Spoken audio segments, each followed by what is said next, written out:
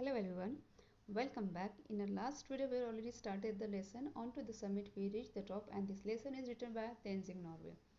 In our last video we already seen how Hillary and the writer climbed the Mount Everest, and what controversies after that what controversies had arisen over them, how they signed the pact that is called the legal agreement between them, and how they decided not to involve in any kind of controversies.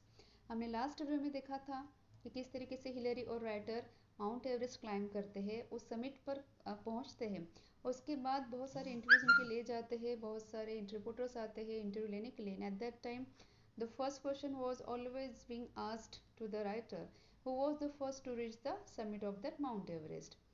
उसके बाद बहुत सारे ऐसे interviews होते हैं उनके, बहुत सारे इंटरव्यू लेने के लिए रिपोर्टर्स आते हैं, और रिपोर्टर्स का ऑलमोस्ट एक सेम क्वेश्चन होता था कि सबसे पहले वहाँ पर पहुँचने वाले कौन थे, आप थे या फिर हिलरी थे। तो वहाँ पर इनका ये कहना था राइटर का कि उस टाइम पर हमारे माइंड में है कि who will reach the first on that summit. उनके लिए सबसे ज़्यादा ज़रूरी ये था कि उस समिट पर पहुँचना। सो दैट्स वाई उन्होंने प्राइम मिनिस्टर, जो नेपाल के प्राइम मिनिस्टर, उनके ऑफिस में आकर उन्होंने एक पैक्ट साइन किया। वहाँ पर उन्होंने रिटन फॉर्म में दिया कि they are not going to involve, they in the sense here Hillary and the writer, they both are not going to involve or indulge in any kind of controversies over there. Now he is talking about his first thought. अब यहाँ पर वो first thought के बारे में बोले कि as they reach the summit of that Mount Everest, जैसे ही वो माउंट एवरेस्ट के समिट पर जाते हैं तो किस तरीके से वहाँ पर जो होते हैं उनका जो ऑफरिंग होता है प्रेयर का, उन्होंने उसके बारे में डिस्क्राइब किया है, और किस तरीके से वो थैंक्स करते हैं गॉड को, वो दिया। बिकॉज 6 times ही tried to reach the mountain, वो 6 बार वो माउंटेन क्लाइम करने की कोशिश करते, but unfortunately he just failed, but now he succeeded in his mission, so that's why he just thanked to God. Now we will see the last paragraph on page number 18. The offerings were biscuit, candy and a little blue pencil.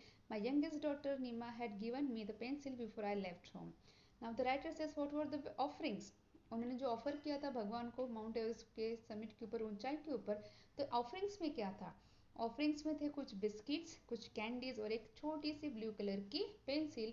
और वो छोटी सी blue colour की pencil उन्हें कौन देती है? उनकी छोटी जो लड़की होती है जिनका नाम है नीमा, वो उन्हें देती है। And she asked me to put it on the top of the mountain as her offerings. और वो जब वो घर से निकलते माउंट एवरेस्ट को चढ़ाई करने के लिए, writer eight that time his younger daughter just gave a blue pencil to the writer and asked him when he would reach the top of the mountain. At that time he would place that little blue pencil on the summit of that mountain. So it was an ordinary blue pencil, even a long one, but it was one of her prized possessions. Now the writer says it was a very small pencil that was given by his younger daughter, and that was her prize that she received from a competition. Actually वो जो छोटी सी pencil होती है, जो blue colour की pencil उनकी जो बेटी है नीमा उनको देती है राइटर को, वो पेंसिल नीमा को, मतलब उनकी लड़की को, एक प्राइज में मिली थी कहीं कंपटीशन से। सो एक छोटा सा भगवान की ऑफरिंग के लिए, भगवान की प्रेयर के लिए वो छोटी सी पेंसिल राइटर को देती है। As I put it down, I pointed it out to Hillary. He gave me a big smile, showing that he understood. Now the writer says, as he just put down that pencil on the top of that mountain, at that time he just gave a look to Hillary, and Hillary understood. And Hillary also gave smile to the writer. अब यहाँ पर जब writer क्या करते हैं, blue pencil लेते हैं, और ब्लू पेंसिल जो वहाँ पर वहाँ पर रखते हैं, कहाँ पर, उस ऊंचाई पर माउंट एवरेस्ट के, तब वो किसकी तरफ देखते हैं? हिलरी की तरफ। अब हिलरी की तरफ देखने के बाद हिलरी को भी समझ में आता है उनकी फीलिंग्स, और हिलरी भी राइटर की तरफ देखकर स्माइल देते हैं। Then I got out the flags which I had on piece of string about 4 feet long. I fastened one end to my ice axe, and Hillary took pictures as I held it up. Now the writer says that then I got out the flags which I had on piece of string about 4 feet long. अब यहाँ पर इनके पास 4 flags होते हैं। We are already seen, एक Britain का होता है, नेपाल का होता है, यूनाइटेड नेशन का होता है, और एक होता है किसका? इंडिया का। अब यहाँ पर जो होते हैं राइटर, वो क्या कर रहे हैं कि उन्होंने अपने यहाँ से फ्लैग निकाला, वो फ्लैग निकाले, and there was a string, वो 4 फुट की, वो फीट की, वो एक लॉन्ग ऐसी स्ट्रिंग होती है उनके पास। और वहाँ की जो आई फैसन मतलब वहाँ पर चिपकाना, एडजस्ट करना, ऐतर करना। I fashion one and two my ice axe. अब आइस एक्स का मतलब होता है, एक्स का मतलब होता है कुल्हाड़ी।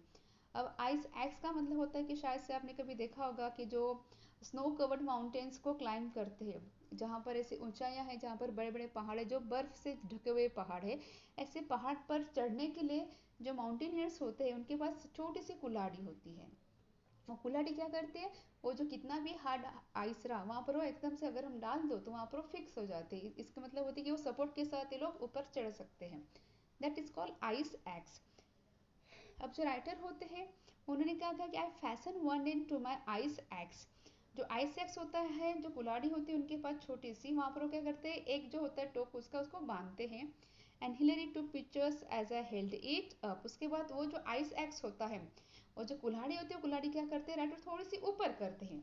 ऊपर होने के बाद क्या होता है, वो जो फ्लैग होते हैं वो भी ऐसे हैंग होते हैं, वो भी वहाँ पर हिलने लगते हैं। तो यहाँ पर जो हिलरी है, वो हिलरी क्या करते हैं, पिक्चर लेते हैं किसका, तेनजिंग का, वो फ्लैग हाथ में लेते हुए।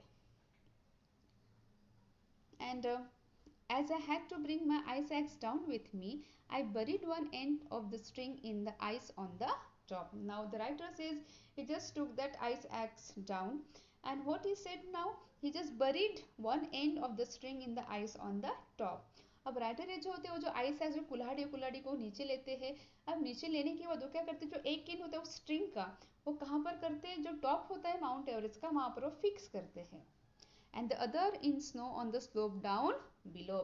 और दूसरा जो एंड होता है उस स्ट्रिंग का, वो स्ट्रिंग का दूसरा एंड वो कहाँ पर फिक्स करते हैं, जो स्लोप होता है, जो उतार होता है उस समिट का, उस ऊंचाई का, वहाँ पर वो फिक्स करते हैं। When we left, they were lying flat against the summit.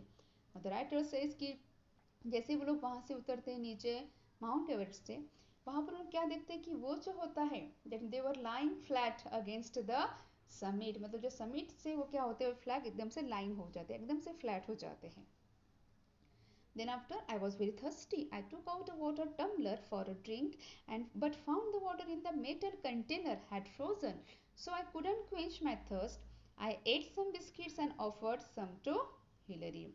Now the writer says कि at that time I felt very thirsty. मुझे बहुत प्यास लगी थी. And he said कि I just took out that water container. वो कहते हैं कि उसके बाद मैंने जो वाटर कंटेनर होता है, जो अपने साथ बॉटल लेकर गए थे, वो बाहर वाटर जो मेटल कंटेनर होता है वो लेकर गए थे। वो जैसे वो बाहर निकलते, उसका जैसे वो उसको ओपन करते बॉटल को, व्हाट ही फाउंड, राइटर को क्या दिखता है वहां पर कि अरे जो अंदर पानी भरा हुआ था उसको तो पूरा बर्फ बन गया, it was already frozen. So I couldn't quench my thirst. So writer says that वो अपनी प्यास नहीं बुझा पाए। So what he did at that time, just see, I ate some biscuits and offered some to Hilary. He said then, I just took out some biscuits for eating. और कुछ biscuits मैंने किसको दिए थे, हिलरी को भी दिए थे खाने के लिए। I was wearing a red scarf which my great friend Lambert, that's the leader of the 1952 Swiss expedition, had given me last year. It was just a year ago on May 20th when we were standing at 28,215 feet that he gave me the scarf. Now the writer says कि when he was climbing that Mount Everest, at the time he just wore a red scarf. Now the writer says, writer यहाँ पर कह रहे हैं कि जब वो mount Everest climb कर रहे थे, चढ़ रहे थे, उस वक्त उन्होंने क्या पहन कर रखा था, गले में रेड स्कार्फ पहन कर रखा था। एक्चुअली वो जो रेड स्कार्फ था वो उनको उनके एक जो फ्रेंड है जिनका नाम है लैम्बर्ट, उन्होंने दिया था। Now Lambert was also mountaineer. Lambert भी क्या कहते हैं, उनका भी होता है एक हॉबी होती है माउंटेन्स को क्लाइंब करने की। और 1952 में स्विस एक्सपीडिशन में वो किसके लीडर थे, राइटर के लीडर थे। अब उन्होंने कहा कि लास्ट ईयर ही उन्होंने वो स्कार्फ दिया था, और सिर्फ लास्ट ईयर की बात है कि 28 मई को क्या हुआ था, when we were standing at 20,215 feet that he give me the scarf. अब एक्चुअली ये लोग जहाँ पर माउंट क्लाइंब करने के लिए गए थे, उसकी जो ऊंचाई थी, ऊंचाई थी 28,215 फीट की। और जैसे ही वो लोग उस जो माउंटेन था दूसरा स्विट्जरलैंड में, जैसे ही वो लोग वहाँ पर टॉप पर पहुंचे थे स्विट्जरलैंड के माउंटेन के ऊपर, उस वक्त जो उनके फ्रेंड है लैम्बर्ट, उन्होंने उनको मतलब राइटर को red scarf as a symbol of friendship, as a symbol of love, उन्होंने उनको गिफ्ट किया था। I wore it all the way up the mountain from Darjeeling. The writer says कि दार्जिलिंग से जो था निकला था मैं माउंटेन्स की चढ़ाई करने के लिए, वो मैंने वो स्कार्फ पहना था तब से। As I stood at the top I remembered him and I felt that he was with me. The writer says now I am on the top of the world, I am top of the Mount Everest. वो कह रहे हैं कि अब मैं शायद से जो दुनिया का सबसे बड़ा जो माउंटेन है जिसका नाम है माउंट एवरेस्ट, में वहां पर खड़ा हूँ और आज मैंने वो स्कार्फ मैंने अपने गले में पहना है। तो कहीं ना कहीं मुझे ऐसे फील हो रहा है कि आज जो मेरा दोस्त है लैम्बर्ट, शायद से वो कहीं ना कहीं इस रेड स्कार्फ के रूप में वो मेरे साथ है। I felt absolutely fit at the summit.